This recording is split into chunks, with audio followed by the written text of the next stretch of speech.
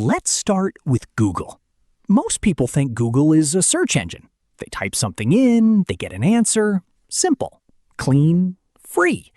But free is the biggest lie in the history of business. Nothing is free. When you use Google to search for a restaurant, a flight, a product, a symptom, you are not the customer. You are the product. Here's what actually happened. Larry Page and Sergey Brin built a search engine so good, so addictively useful, that billions of people handed over their most private information willingly. Their fears, their desires, their late-night searches, their deepest questions. Every single query is a data point, and data points are worth billions. Google doesn't make money from search. Google makes money from selling your attention to advertisers who want to reach you at the exact moment you are most likely to buy something. The search bar is not a tool. It's a trapdoor. The moment you type, you fall through it. And somewhere on the other side, $1 billion auction is happening in microseconds to show you the perfect ad. It's not just Google search either. Gmail reads your emails to understand what you care about. Google Maps tracks where you go. YouTube watches what you watch. Chrome remembers every website you visit. Every single product Google gives you for free is another layer of surveillance, another data point, another way to sell your attention more precisely to the highest bidder. In 2023, Google's advertising revenue was over $237 billion. The search engine? Just the bait. The trap was the data. Now let's talk about Jeff Bezos. When Amazon launched in 1994, everyone laughed. Books? Online? Why would anyone buy a book from a website? But Bezos wasn't thinking about books. Bezos was thinking about everything. Books were the perfect Trojan horse. They were easy to ship. They didn't expire. They had millions of titles. No physical store could stock them all. Books got Amazon into people's homes, got them comfortable with buying things online, and quietly built the infrastructure for what was coming next. Once the habit was formed, Amazon replaced electronics, clothing, furniture, groceries. Then it replaced the local pharmacy. Then it became the engine behind thousands of other businesses.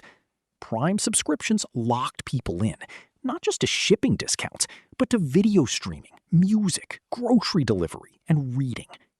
Amazon built a gilded cage, and people paid monthly for the privilege of living inside it. But even that isn't the real empire. The real empire is AWS, Amazon Web Services. Most people have never heard of it. Most people have no idea that Netflix, Meta, NASA, the CIA, and hundreds of thousands of businesses run on Amazon servers. AWS is the silent landlord of the internet, and it generates more profit than all of Amazon's retail operations combined. Bezos saw something no one else did. The future wasn't just about selling things online. It was about owning the pipes that all online selling would flow through. He let the whole world build their businesses on his infrastructure. And then he charged them rent. Every month, forever. Now, Microsoft. Bill Gates did not invent the operating system. That's the thing people forget. In 1980, IBM came knocking. They needed software for their new personal computer. Gates didn't have it. He went out and bought an operating system called QDOS from a small company for $50,000. $50,000. Then he licensed it to IBM instead of selling it outright. Everyone thought he was crazy. IBM had the power. IBM was the giant. Why wouldn't you just take the check and be done with it? Because Gates understood something profound. Hardware is a commodity. Hardware gets cheap. Hardware gets copied. But the software that makes the hardware work, that's where the power lives. That's the invisible layer that every single user touches every single day without even thinking about it. IBM built the computer. Gates built the brain. And Every time someone built a PC that was compatible with IBM, which thousands of companies soon did, they needed Microsoft software too. Gates didn't chase customers. He made himself unavoidable. By the late 1980s, Microsoft was on nearly every computer on Earth. And every one of those computers was paying Gates a royalty. One operating system, licensed 1 million times. That's not a product. That's a printing press. Facebook next.